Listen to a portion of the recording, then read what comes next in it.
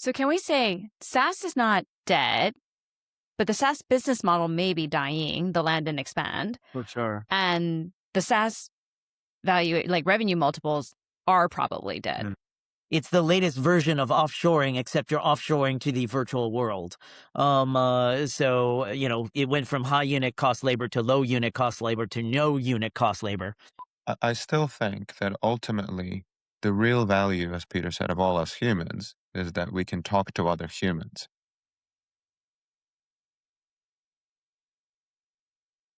Hi, everyone, and welcome back to 6040, the only podcast that deep dives Asia's tech and business landscape with those actually driving the change.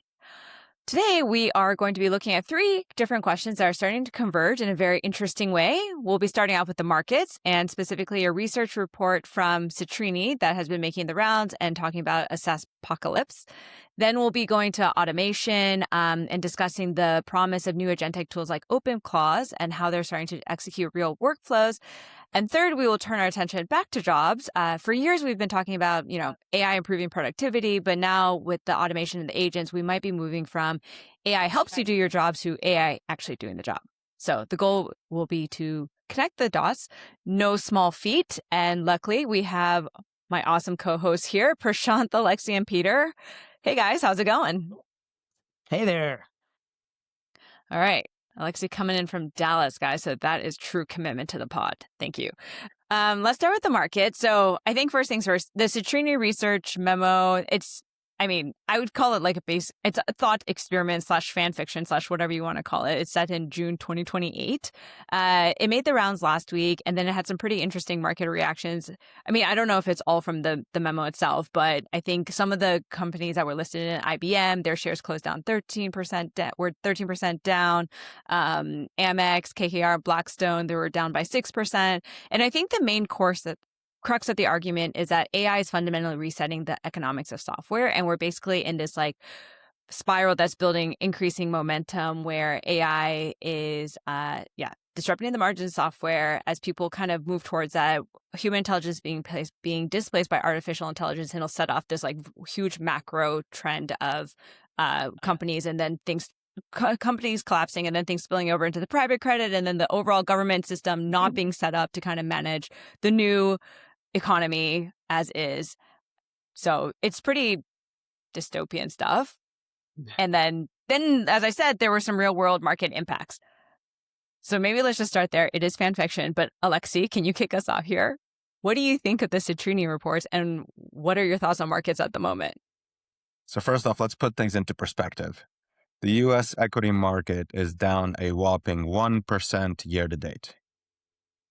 I knew you were going to say that. Asian markets are up 5 or 6. So yes, clearly there's a very big rotation happening.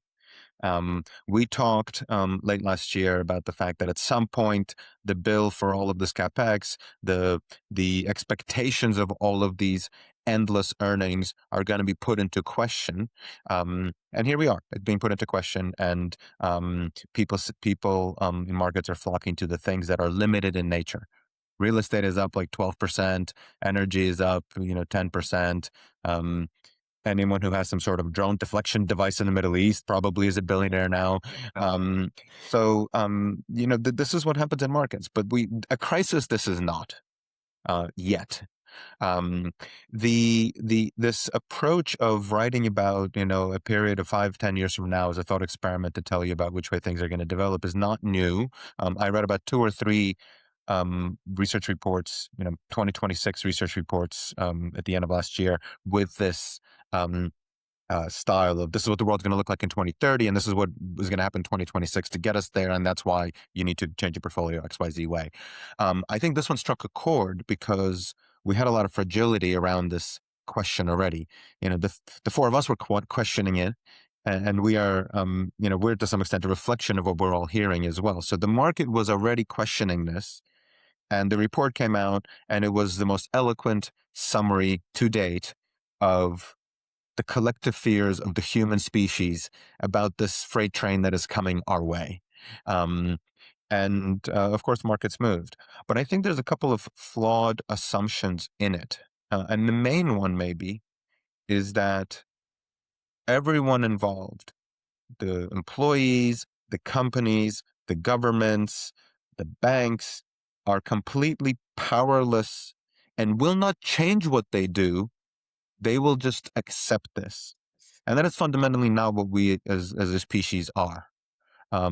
So, the fact that all employees are going to be unemployed because companies will use AI, sure, but those employees are going to use the same AI to create new things and that the companies won't own. So yes, some companies are going to go bust, but new companies will be built with much fewer people.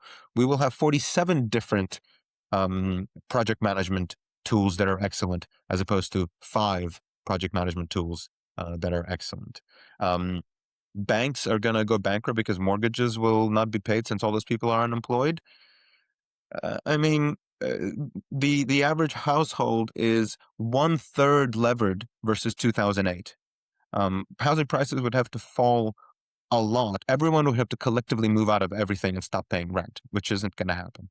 And government's not collecting income tax because no one's working.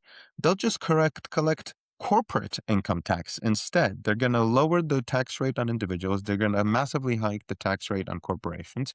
And the government revenues, rest assured, will be maintained. So I think it's a sensationalist approach that is for the potential outcome that has now probably, and I'm going to say something really controversial now, has taken the tech sell-off too far. And there's probably some buying to be had,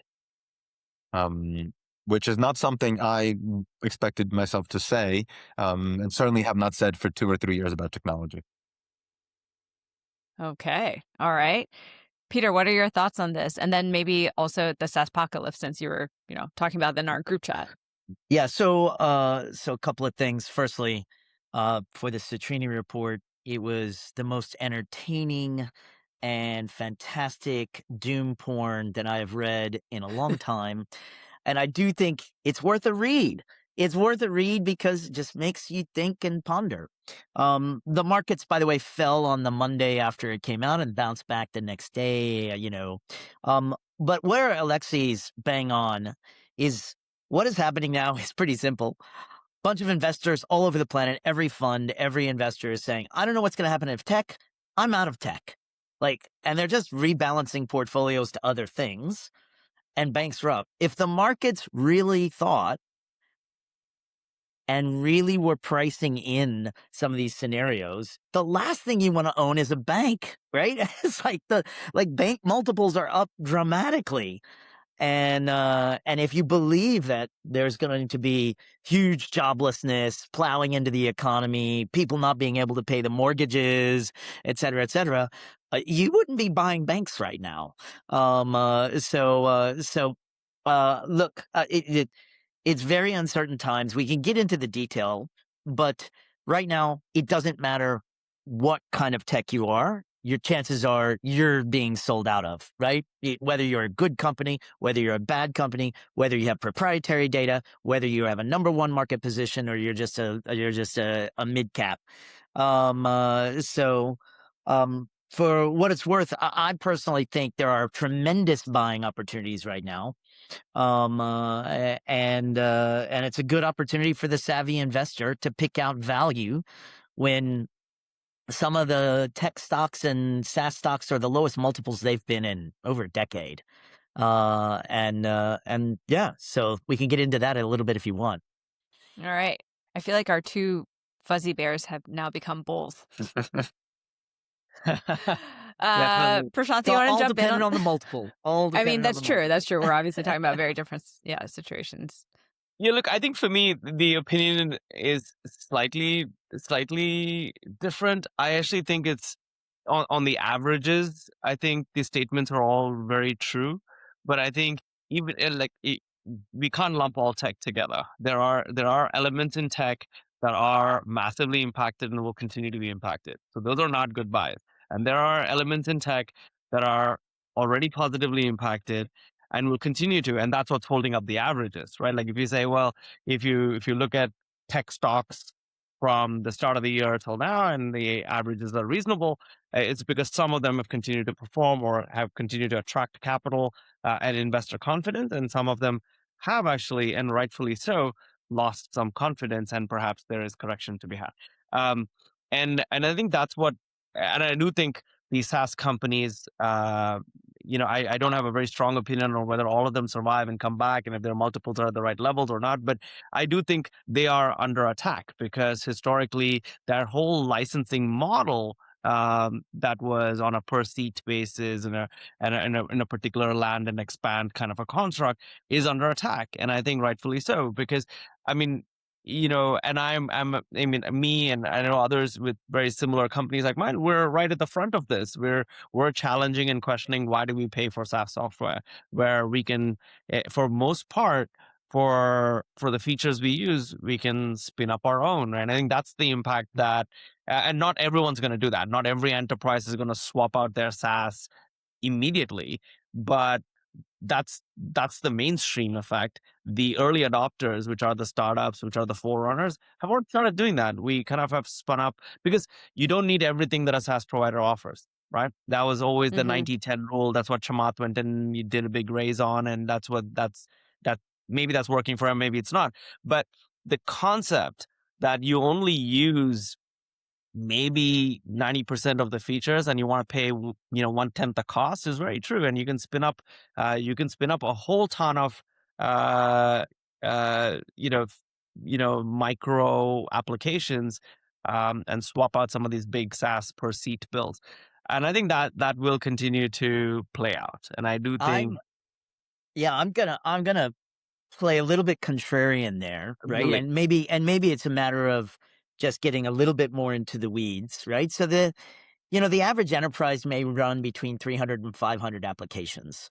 If you are application number 499 running a small process within one department and you are a process automation, you are in really bad shape because of the dynamic that Prashanth just mentioned. But if you have two characteristics, if you either A, have deep proprietary data not owned by your customer but owned by yourself that creates network effects of some sort, or B, you have large swaths of the process deeply embedded in our software of record. Those two positions are very, like Salesforce is trading down 25% over the last 6 months. And there is not an enterprise on the planet right now that likes swapping out Salesforce. It's the last thing you want to do. You want to do 15 million other things. So the sector as a whole is just getting swapped out, and they're getting swapped out for other sectors, to Alexi's point. But when you dig underneath the surface, if you look and you are a huge ERP of record with huge switching costs and deep relationships that cover many different departments and deeply embedded in legacy systems, or you have proprietary data, you're probably being underpriced right now. yeah. I think you overestimate the switch out cost. I think that's one thing I've looked at now very carefully over the last 3-4 weeks.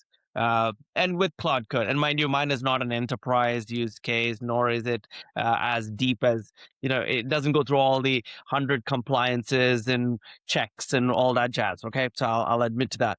But the switch out cost from a product feature to feature, data to data, portability is not the same as what it used to be. I just had someone tell me this from a US example, a very large, let's call it ticketing company that was still running mainframe software for some very core piece, just got rewritten by Claude Opus, the latest version, over a week. One engineer rewrote it, hadn't been touched for 25 years. So I do think these things, I think companies are also more emboldened. Companies also don't want to be held hostage by the software providers. Companies also don't want to be stuck. And companies are also experiencing a whole lot of top-down pressure. And these Fortune 500s have also now woken up and said, hey, we're going to go bring in some of this AI talent from San Francisco and the Silicon Valley or what have you. And so they're kind of like cross-pollinating all this. And so the mindset is definitely changing. So I don't think a lot of these companies are that afraid of the switch out cost. So I do think we will see, and that's what's going to affect these big SaaS companies that have maybe been sitting pretty for a long time. So can we say SaaS is not dead, but the SaaS business model may be dying, the land and expand, For sure. and the SaaS value, like revenue multiples, are probably dead. Yeah. Like, does anybody think that those SaaS level multiples are ever coming back? I'll give you another view, right? As a CEO, I don't have to perform an action. I just have to threaten that action is now possible for you to change your pricing model, right? And I think in the past, if you were running Salesforce and the Salesforce sales rep came in to expand their services or price their services, you as a CEO or CFO didn't have very many options. Now you could just say, hey, look, my team's been working on this. The market's been, buzzing with like Salesforce alternatives.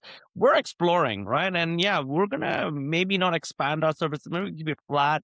And now you're going to be forced to discount and you're going to revisit your business model because, hey, I'm not going to pay you for 2,000 seats.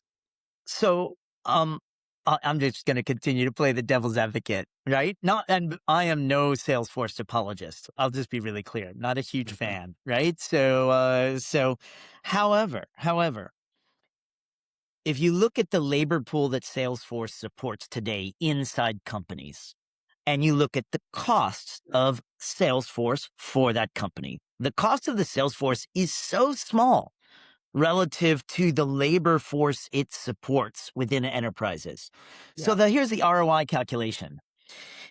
Am I going to think about swapping out Salesforce, which is deeply embedded in all my different processes and activities that I use for God knows how many years, and save a few $1 million? Or am I going to be interested in keeping Salesforce where it is if Salesforce is nimble enough and can help me save those labor costs faster? Isn't it a faster course to use Salesforce already? So if you are a great SaaS company, and you have a leadership position and you have scale and you have embedded enterprises that have things like, Prashanth, I hear you, but it is not an insignificant task to say, oh, is this thing that's new and was built by vibe coding 1 year ago safe and cyber secure? Enterprises care about this stuff. And or your Salesforce rep comes up and says, you could light up this one module and now your Salesforce can save 20% more in 6 months of productive time. It's not clear to me that SaaS is dead. It's clear to me the fringe SaaS is dead. But the core SaaS, I think they've got every chance of actually growing tremendously off the back end. And I agree with that. It could be a good buy. I think if you're a niche product provider, you're solving one problem, chances are it can be recreated. So we're a very small company. We're not a tech first company. We're a client safety first company in every sense of the word in terms of cybersecurity, but also their assets. And we made a short list that, yes, it ends with, could you replace the CRM? But it starts with, could you automate this one thing that's currently a spreadsheet? So that's the way it'll go. And I'll give you an example that, similar to Peter's, but in the finance world. There are a few massive data owners. They aggregate a ton of things. They have it available. And currently you have to pay for a terminal. Bloomberg, FactSet, Morningstar, you pay per user. Some of them are saying, moat up. You can't, all my data is here. You need to come to me. Others, FactSet being one, have gone to Claude and said, here's all our data through a licensing arrangement. Anyone who wants to vibe code on Claude to rebuild things with our data, as long as they're paying us, go to it. Have fun. Make more money for FactSet. You don't want to pay us for a terminal. You just need to use, as you said, Prashanth, 10% of it. great. Now through Claude, you can pay us for, $3,000 a year instead of $25,000 a year, because all we're doing is giving Claude API access to stuff. So yes, it's going to disrupt things. Yes, some people are going to go out of work. Some companies are going to go out of business, but others will thrive. And that's just what always happens. Yeah. So yes, this is a big shift. We're all going to have to adjust. You guys will adjust faster because you're tech first people. But the rest of us will follow. Yeah, but Yeah. what you're describing is leadership mindset agility, right? Like Right. exactly my point. I don't think we're on opposite ends of this argument. Actually, we're fairly centered. I'm just saying that companies where leadership is aligned, that this is the direction of travel as a Mhm. provider of service or as a provider of data, and they're visiting or revisiting their quote unquote business model, I think they continue to survive. If Absolutely. you still say in this day and age that, hey, you're going to come to my terminal and you're going to pay a per seat thing, someone else is going to offer that. Yeah. And if it's that exclusive, then sure, you're basically sitting in the gold mine and you own the gold mine and you're going to continue to monetize that while that's of interest. But if someone else is willing to do something very similar to what FactSet is doing, by the way, FactSet is also down 50% in their That's the point, right? So that makes no sense because they're going to make more money, not Yeah. less. Yeah. yeah. Yeah. And But I do think maybe the whole value is being questioned now. It's like, okay, so you were aggregating all the data. Now this data that's is exactly. you're like, my agent can go figure out this data. My agent can go do its own private equity research. My data, it's all public data at some point anyway. So all your value add that you've been doing for the last 30 years that's proprietary to you, it's not.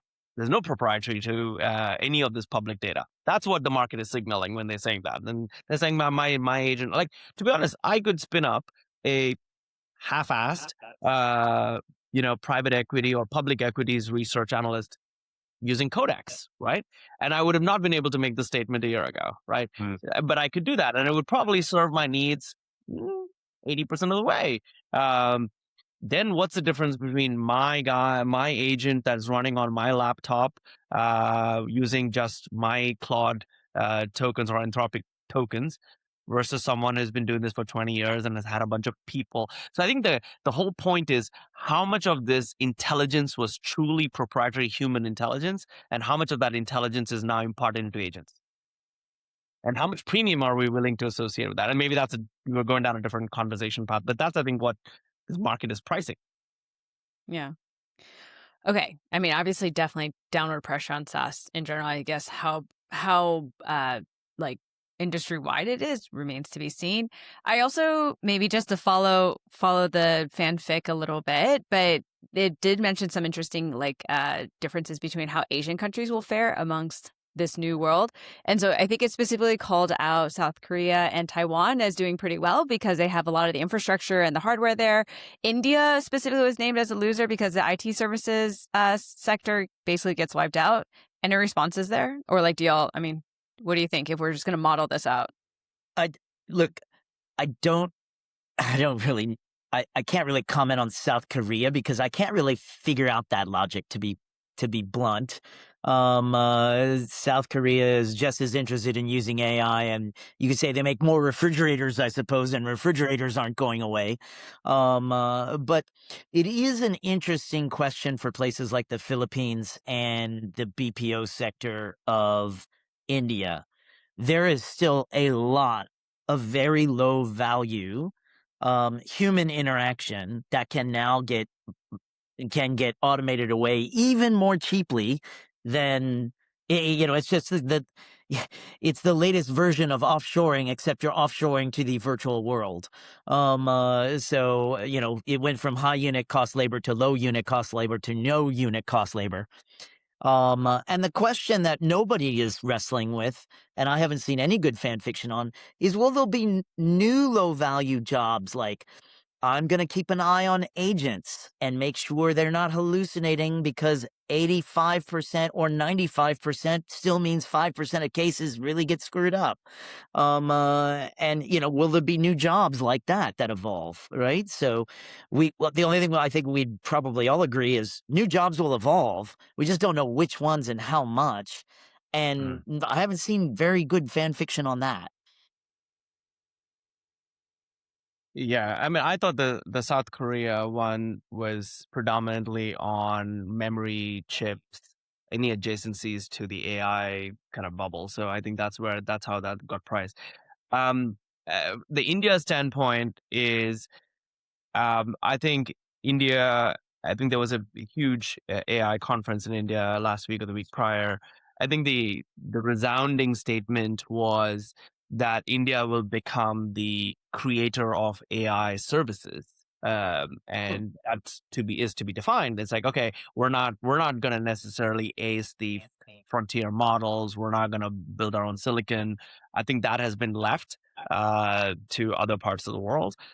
But there's still a lot of very interesting companies to be built, and in the AI space, and um, and in India, just having a young population, a very tech-oriented population, a huge engineering population, wants to capture that.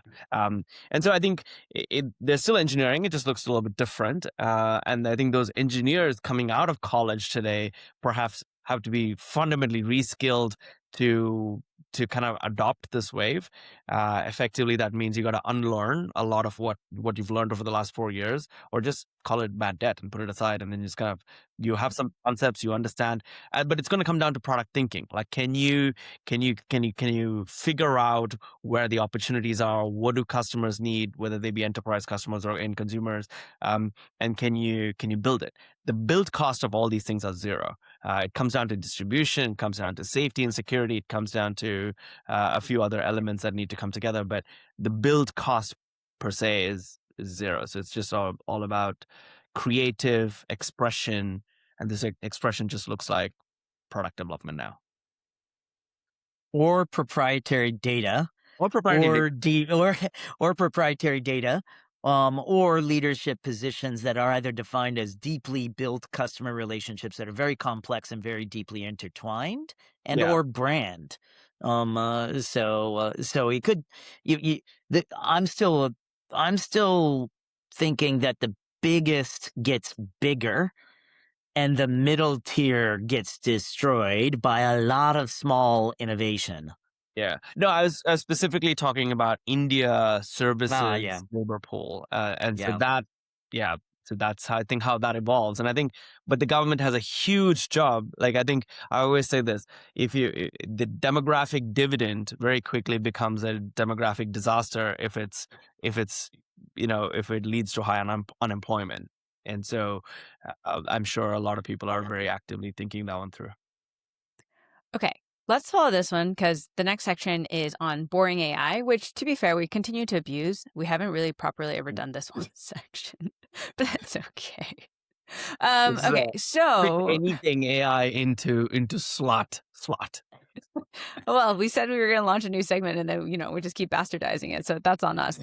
Nonetheless, okay, Prashanth, you've been, I think, number one tinker on OpenClaw so far, and so in the vein of and to try and service the boring AI concept, it would be great actually to hear about some of your learnings playing with OpenClaw over the last few weeks, I guess. Yeah. And then we wanted to run a thought experiment with the chief of staff role. But yeah, first things first. How do you think OpenClaw is doing? I still haven't plugged in because I'm kind of nervous about all the security features and things like that, which you told me I'm overthinking. And I'll try to help you with that one. So look, I think OpenClaw for most part is hobbyist ready, right? It's not enterprise ready. It's not end consumer ready. No. It's not anything non-technical ready. You're a tech hobbyist, which I'll solely put myself in that category. And it's for those, right? It's for the nerds that want to tinker. They want to have access to a kind of always on, always running agent in the cloud, right? That was the idea. I think this was created.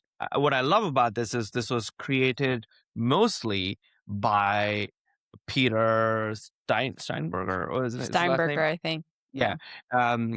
And basically him just vibe coding with his Claude Code, his Codex instances, right? So the beauty is he almost wrote no code. In fact, he didn't even type much, right? He didn't even prompt. He did a lot of voice prompting. And I saw him on a podcast where he said that he almost lost his voice because he was prompting it for like 16 hours a day.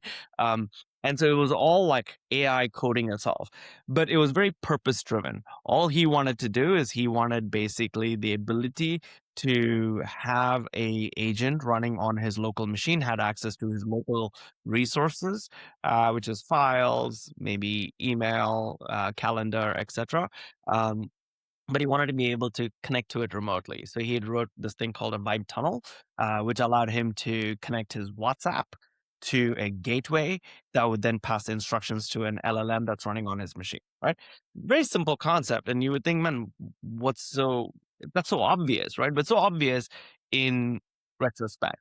And so the fact that he put it together and then he published it on Git, and Git has this concept of stars. GitHub is where you put your code repository, and it is by far the fastest to have gotten, I think, 200,000 stars now. So faster than anything else that has ever been released and liked by software developers in the past. So that's all things OpenClaw. But I'll come back and say I have an instance of OpenClaw. It runs on a virtual private server on Amazon. It does not have access to my personal machine yet. It also does not have access to my emails, but I can send it a WhatsApp. It responds to me. It also then starts to build a little bit of memory around my interactions with it. So that's pretty good, right? And what I've also gone and done is now I've started, and there's a whole bunch of skills that one can add to that, right? So I've gone and authored a skill. So Maria, your kid and my kid go to Dulwich. The Dulwich parent portal is awful. For all, it's really hard to navigate. I can never keep track of it. And I've always wanted like an LLM to run on top of the school's portal, right? So I basically gave my OpenClaw access to, and I'm probably now going to get kicked off the school's platform, but I gave it access to my credentials to safely log into Dulwich, and once a day just scan for both my kids and all relevant reports, announcements, publishing, things coming up, etc. I also use it to monitor how much money they have on their Sodexo card so that my daughter doesn't have to call me at lunchtime saying, can you top up my card? If it goes below $20, it sends me a WhatsApp, says, hey, Nia's going to call you, so you might as well top up. So basically, that's what I've done on that front. The next thing I'm going to build is a very, very simple skill to book a padel court in Singapore, which is impossible. So I'm just going to tell my agent to go book a court. And what I've also done is I've created a very small integration for it to create a prepaid card, so that even if it leaks my prepaid single-use card to the LLM, that's okay. I don't care. But I think directionally, this is super interesting because as a hobbyist, I think, and I see there's tons of hobbyists, hundreds of thousands of hobbyists now kind of assembling around this. And in fact, they're coming up with some very interesting use cases. I haven't seen anything that's blown my mind yet, but this is one set of explorations I've done. On a professional side, and we'll talk about the chief of staff thing, but this is what I've done. Any questions on OpenClaw so far? I'm happy to answer them. Yeah. And Can you I have a write very a important skill? question. Yeah, can you write a skill to book burnt ends in Singapore? Because I would really love that. yeah, so I'm basically writing a very, very simple. That brings me up a very interesting point. So one thing I realized is when you have, so like the last like 5-10 years, we've gotten very good at anti-bot technologies, right? So most websites are now blocking. They know what a bot traffic looks like, and they'll capture you, and they'll put blocks. They'll make sure you can't access them, because the internet is built for humans. It's not built for agents or machines, right?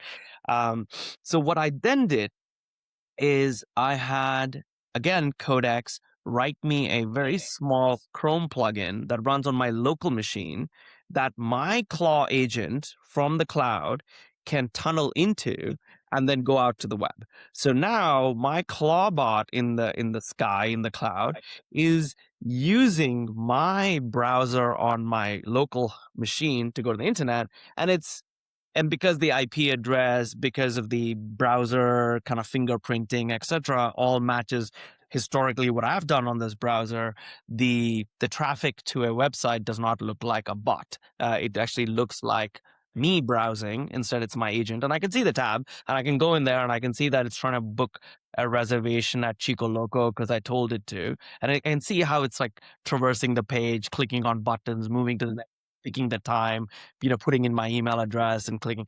So, there are, so the payments problem was one, I solved that. Then now the local, how do you not have it use its IP address, but use my browser is interesting. So that's my second exploration. But yeah, you can book anything now. You can pretty much, it's impersonating me and with my consent. So I'm okay with that. And I think every one of us who doesn't want to do this boring stuff like go to their child's school and scroll through all the pages and the search never works, etc. Yeah, it's a super easy way to navigate. You have a full power of an LLM, and the data, like you said, the proprietary data of like the school or what have you.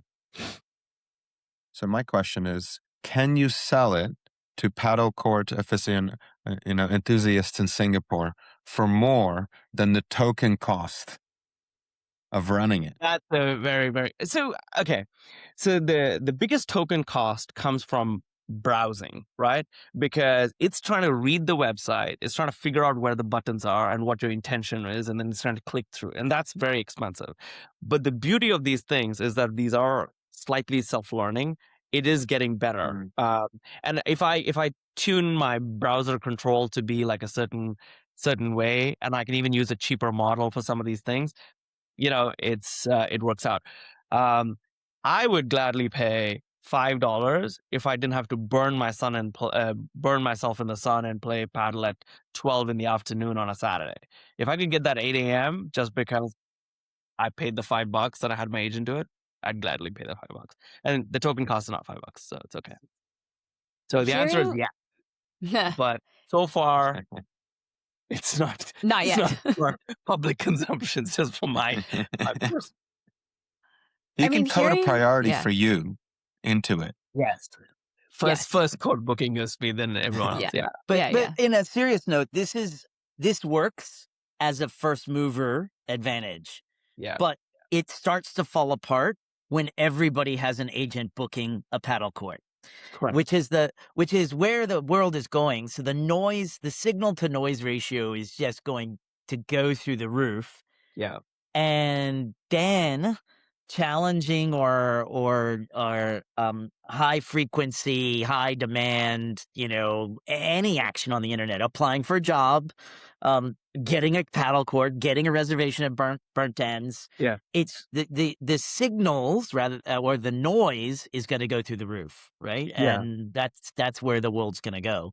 Or it's going to get far worse for humans, right? Like if you can't get in today, in a year's time, remember the supply of these things are still very limited, and the satisfiable demand is like just gone through the roof, because now you have agents competing for the same resources on behalf of their humans as humans are, and you're never going to get it.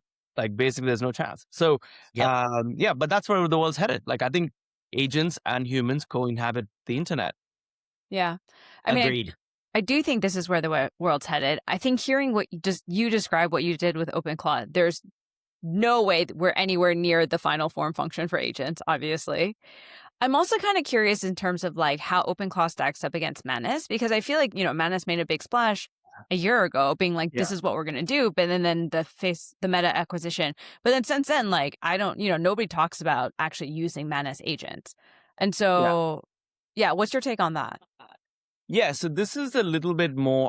So I think now Manus also has some form of remote control that they've come up with, right? Which is the big differentiator. For me, I think what got me going on OpenClaw versus anything else is like just being able to use WhatsApp, like just send a WhatsApp message, it does something, and sends it back on WhatsApp. I'm like, yeah, great. I do this all day long, no problem. And so manners, again, if I was in the elevator, if I was in my basement of my car parking, if I have to open up manners, the app won't Right. load. Right. Yeah, I've already given up. Right here, I kind of fire forget. By the time I'm out of the basement, the answers back.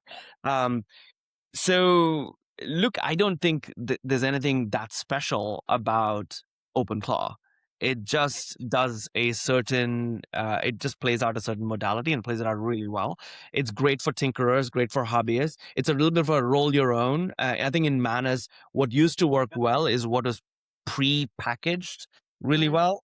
That worked really well for me. Like if you said, hey, build me this PowerPoint, it built it better than anything else out there. And that's what I really liked. It was like a very core engineering plumbing problem that they'd solved. But this is a little bit more of a roll your own, right? Like I'm like authoring my own set of workflows and skills, and I'm just enjoying it. And I think the more open the environment is, yes, the less safe it is. But at the same time, it's also it just like what is it? 1,000 flowers bloom, right? Yeah. I got it right. Okay. It's thought experiment week, so we thought we would run a thought experiment in terms of how good AI is getting in terms of whether or not I can really start to do these human level jobs. So the role we wanted to go with was chief of staff. Because I mean, that's one of those. So, okay, the key task that I came up with, actually AI came up with, but anyways, that a chief of staff does, I don't have one, y'all can correct me. Calendar management, meeting prep, synthesizing information, coordinating across teams, political sensing, anything else, any other core functions of a chief of staff role? Preparing speeches. I actually have a chief of staff, so I Okay. can actually Yeah, please. Thank you. talk about it. Preparing speeches and presentations, PowerPoint, bespoke. The political sensing thing was very real. We'll come back to that. Okay. Anybody else want to contribute to this list of skills and tasks? I think the other one is a really good chief of staff. No, I mean, this is like a chief of staff blends with a really good EA. Is they know what your calendar looks like, and they know what has transpired in the past week or so, and that context filling just in time of when you need that context is what a phenomenal chief of staff will do. They'll say, hey, this is what's happening in the organization. This is what they've been discussing. This is the progress that's been made. You missed this meeting, but this is what was discussed. I've synthesized all this. And by the way, you're going into this meeting and you're going to be talking about this to these 3 people. Here are the sensitivities. Here's what they agree on. Here's what they disagree on. And here's kind of like the nerves that you may or may not want to touch. Now that is a phenomenal chief of staff. And I think that, unfortunately, an AI or fortunately, an AI can do far better than a human can, because an AI is more omnipresent. It can be present in more meetings. It can be present across more documents. It can be in more Slack channels than a human can possibly, right? Yeah. That's, I think, what makes, and also because it has your calendar, it knows, and I've actually given my OpenClaw my calendar now. So I haven't given it my email, but I've given it my calendar. So it knows how to prepare me for specific meetings. And I think that's the starting point. The next thing I'm going to give it is a drive folder, not my drive folder, but its own drive folder. And I'm going to selectively drop certain files in there so it can read. And so then I have a very controlled way of giving it data and not the whole thing. And then I'll see how it can better prepare. Because like we talked about this, right? Like LLMs are phenomenal at synthesis, phenomenal at like kind of summarization, phenomenal at basically giving you the gist. Like you were saying that you, even for this particular podcast, a lot of this information was pulled, compiled, synthesized with talking points, etc. I think it's done really well. I mean, I'm sure a human can do this as well, but I think it does it really well and does it really quickly. Yeah. I think the other aspect is decision making. A good chief of staff will take liberty to make, let's call it, non-core decisions on your behalf because they know the decision you would make, therefore freeing you up. And Prashanth, this is where I think you have more experience than I do. The sense I have, and this may not be accurate, is that we're not there yet. We're there at the collect information and present it, but make a decision on your behalf. I don't know that, like, what's preventing that. But it doesn't feel like, I haven't heard anybody say that it's doing that yet. Yeah. Yeah. I'll tell you why.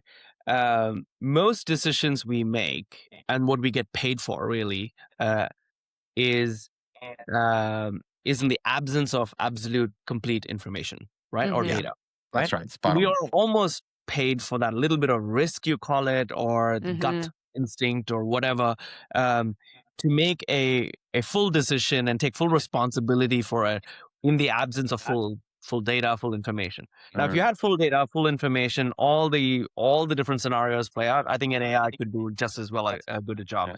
But I think AI does not have intuition. AI is not able to predict. AI can't see around the bend, which we don't even know how we're able to do it. AI also doesn't have perfect memory, right? We keep thinking that it has memory, but AI has a lot of gaps in terms of memory. So even if you gave it all the context, it will not remember the important things and the unimportant things. For it, everything is, today at least, is fairly equally important. So it lacks in all those. Hence, it cannot make as good a decision as a experienced human counterpart can today. That Yeah. could change. So I thought this was an excellent thought exercise because to me, this gets to the heart of why there's so much doom hype, but not enough reality checking in the system today. So I have a chief of staff. This list represents great things. In theory, it will make my chief of staff 10 times more productive, and I will be really excited about that. Because she will be 10 times better than she is today, and she's pretty damn good, right? But there's the reality check part, which is, I think Prashanth made a great example. If I wish Suning, my chief of staff, could be in many more meetings and listen and synthesize. She can't. But then I have to have an application. So there's like AI could do that in theory, but then you have to build, okay, the application that actually listens into these meetings and connects into the Zoom AI summaries and pulls the right AI summaries in and this and that and this and that. I suppose Suning could build an agent to figure out my calendar and then use some human logic to say this week, listen to that meeting, that meeting, that meeting, and synthesize that. But we're a ways away from that sort of secure side, enterprise ready to go. But it's coming. It's coming. Peter, can right? can I challenge that? Can I challenge that a little bit? Because to me, the whole point of AI is that you don't need to limit it to the important meetings. Have it listen to all the meetings in your company, whether you're there or not, and tell you what it thinks you need to know for your next meeting based on everything that's happened. Right? That's the whole point. But still, I don't think it'll make a decision for you, but it'll prepare Yeah. you much better because it'll say to you, hey, I noticed a pattern that historically things that happen in meetings 3 levels down in this department bubble up to being a problem for you in 4 weeks. So just a heads up, this is happening now. Well, I'll say it differently. I would want Suning in that theory, or my chief of staff, to be able to interrogate that recommendation from AI and then go talk to the head of sales and say, hey, are you really nervous that this product may be delayed and you've got targets associated with it? And the head of sales goes, yeah, actually, it's really been bothering. I don't think we'll make this quarter's targets because I don't think the product's going to launch on time. And then, go talk to the head of product and the product's like, well, it's stuck in testing because we tried AI coding and it messed up and we got to rewrite it. And we thought it was really going to be a great experiment, but it turns out it only works 85% of the time. And she comes back and says, I think we got to work on this, right? So this is the human factor that makes humans 10 times more productive. And I agree with you, but it's just going to change and transform my chief of staff's role to be 10 times more productive than it is today. And I love that thought. And I will still have a chief of staff to sense and sit across the table from the head of sales and the head of product and individually piece together the concerns that they may not talk about with each other. Yeah. Yeah. I'm thinking about this as like a waterfall, which is like, as the executives, y'all are paid, we're paid to make those margin calls. So, right, when the situation's like 51-49 or like 55-45, like the tough ones, right? When it's a close call, that's when the decision power sits with you. And then waterfalling down from that, one tier down would be like, okay, then you're chief of staff with AI superpowers, right? Because then they can start to make the calls that are, 60-40 or whatever. Haha. And then, but then waterfalling down the humans and then the AI, if it's like a very clear 90-10 decision, then it's like, sure, let AI make that decision. Right. And so it's almost like the closer, the harder the decision, the more it has to sit with us. And then, and previously, yes, the chief of staff could probably take anything that was like, I don't know. Yeah. Like 30, I totally agree. 70 or something. It's said differently, and this gets to the sort of macroeconomy implications of all this. Still in enterprises today, I mean, we're 200 years after the Industrial Revolution or whatever it is. Still in enterprises today, so much human time is spent not talking to humans. And it's like so much human time is spent on desk work. Mm-hmm. Like, I'm going to write a report. I'm going to write an email. I'm going to look at this report. And I'm going to, like, instead of actually communicating and solving really complex problems, right? And I think what we're going to, the very next 5 years or 10 years, are going to be unlock the next wave of really low value stuff that happens in the enterprises. And like, there is an limitless, bottomless pit of low value add stuff that still happens in enterprises today. Yeah. So to play devil's advocate versus myself, once employees figure out that they're being fully listened to and reported on, do they start talking about different things? Do they start hiding and not saying things in meeting rooms that have AI connected microphones to avoid news getting to Peter's chief of staff? And now, is that the beginning of the war? I think we start by recognizing these things, and eventually they become so commonplace that we forget about them, right? Like in the house, we have listening devices. On our mobile phone, we have listening devices. Even on Zoom, every Zoom call I'm in, someone sends in a Fireflies or someone sends in a, You don't Zoom. kick them out? No. I think you think about it for a second and then you forget. The other day, something embarrassing happened. Like we were on a call with someone external, and there was a Fireflies on that call. Once the external person drops off, you and your employee can continue the conversation. And we just kept continuing for about half an hour. We talked about all kinds of things. And then the Fireflies sent the email report, including our little chatter, to the person who was outside. You forget. You do that. So I totally agree with this, because as I hold up my Android phone, I long ago left any paranoia that Google actually knows everything that I'm doing. Yeah. Every time of day, where I am, who I'm with, what I say. Like, every smartphone on the planet is a personal tracking vehicle to every individual's life, and we've been doing it for 15 years already. Yeah. Okay, so then moving into the final section, which is, I think then the question is, like, if we're all paid to make those like margin calls, those 51-49% decisions, you get there by training on increasingly harder decisions, right? Like you don't just get there. And so I think the question is, like, is there still a stepping stone? And then we can expand this back out to the overall jobs economy. But like, what does that stepping stone look like when, like, you as a 22-year-old, you don't have the opportunity to even take the 90-10 decisions, like, and then that gets outsourced. And I think this is true for all jobs, all industries. Like, everyone can agree that with AI, the super senior get even more senior and more productive and better. But like, for all those low tier jobs, low skill jobs, like, how do they even, like, what does that path look like going forward? I still think that ultimately the real value, as Peter said, of all us humans is that we can talk to other humans. So I'm traveling this week in the US. I've got a junior person with me. He's sitting in every meeting.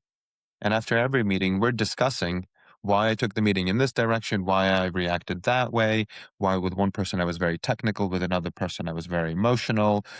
That is a skill set he does not have, even though he's much better at using AI tools than I am.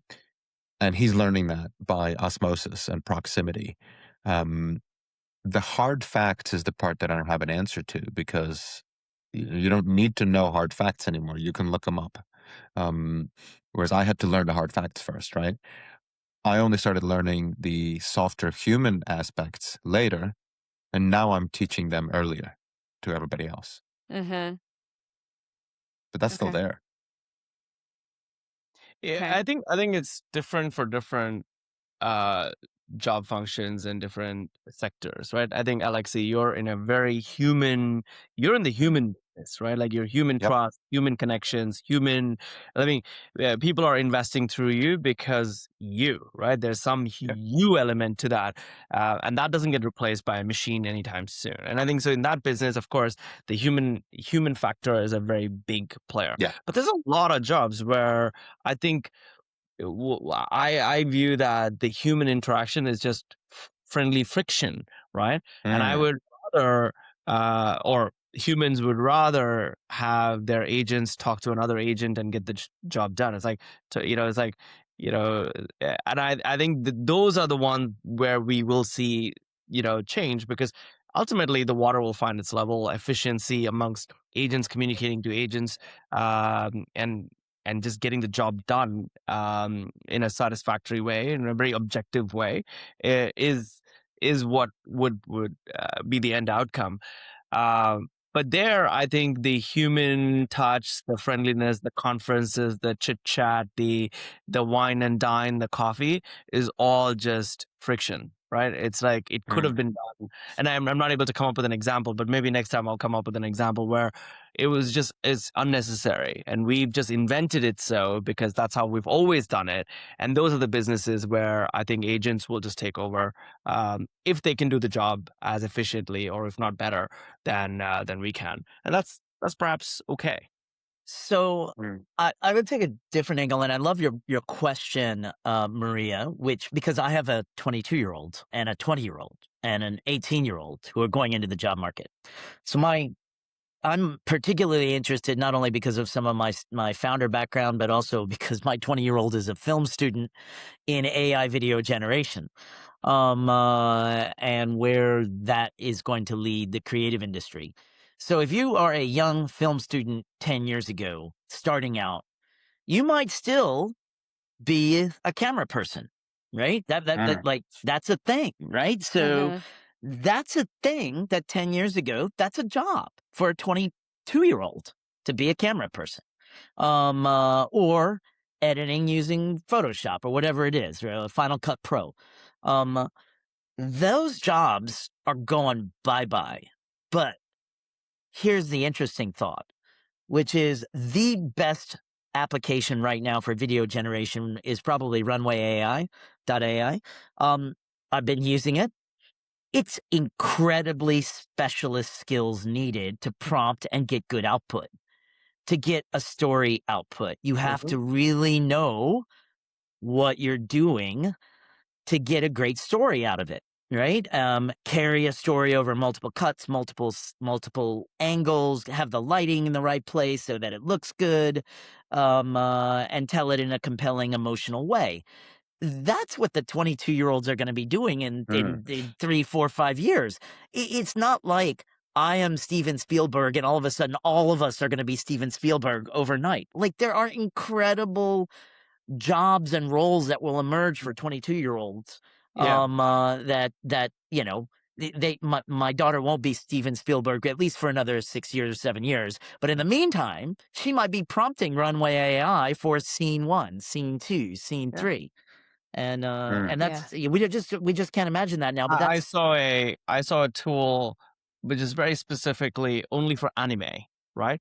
So if you're an anime enthusiast, and so far all you've been able to do is do a sketch and then do another sketch and then do another sketch, and it took you like weeks to produce one scene.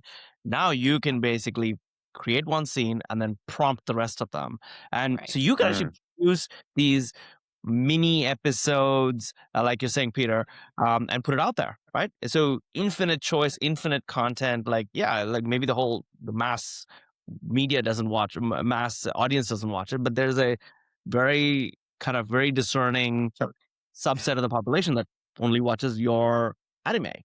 Yeah. And it's possible. So is the answer then that it's not a question of whether or not these young people are going to have something to train on? It's they're going to learn to use all the new tools that are being created by people much, much faster than we will be able to adopt them. And that is how they will make their mark and their advance. Because we will, up until now, I think a lot of us, myself at least, were assuming that, okay, well, I can use these tools as well.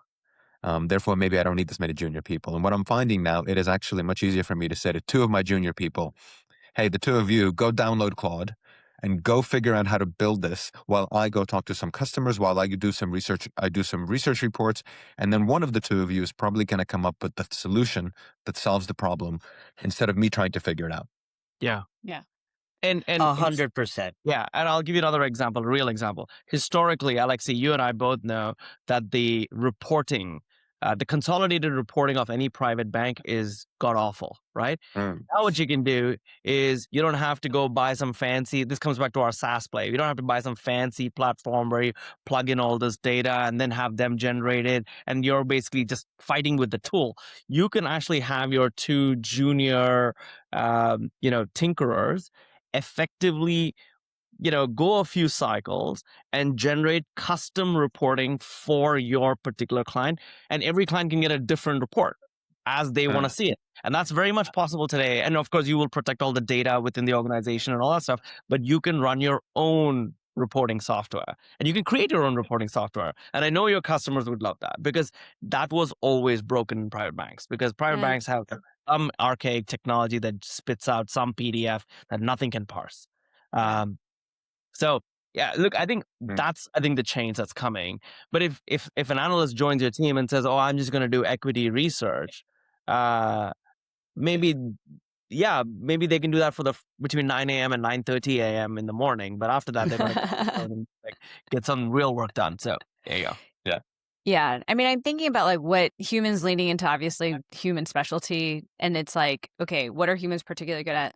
Like physical stuff. I mean, obviously humanoid robots are coming in. They're coming in hot. Like that Boston Dynamics video was quite scary. I don't know if y'all saw, especially the one of the robot dancing. Sick dance moves. But anyways, there's still a lot of physical stuff that I think humans are fundamentally better at. Human relationships, a la more Alexei's kind of jobs, judgment, and then I think creative and taste. And Peter, to your point, with the video, it's like at the end of the day, creative geniuses are creative geniuses because they have a vision in their mind, and it's about how they translate it out. And so if the tools are really, it's not about like I have on the creative side nothing in my mind. It's like a blank slate, like I'm not that creative. And so having more tools doesn't help me, but it would help the next Steven Spielberg get that out and into the world and at a like faster, velocity and lower cost. And we've already seen this, all this AI slop, right? Yeah. First of all, it's just like, it's just so much garbage, right? Yeah. And the human, the mind is so powerful that you can very quickly tell this is AI slop. And then you hit next and it's gone. Yeah. So it's not like we're inundated and we're hooked on AI slop. We can tell and we move on. But someone will make that AI slop like less sloppy and maybe more tasteful. close, more tasteful. And I think that will differentiate the person's success versus not. Okay, cool. I wanted to talk about some policy responses in this world of AI and like what happens if our joblessness rates go way up. But I think maybe we can say that for next time. Any final thoughts on SaaSpocalypse, thought experiments? Well, you should find the buys and buy tech now because some tech is really cheap. Yeah. And then the second thing is if it was all downside, we should just all buy gold and go hide in the hills.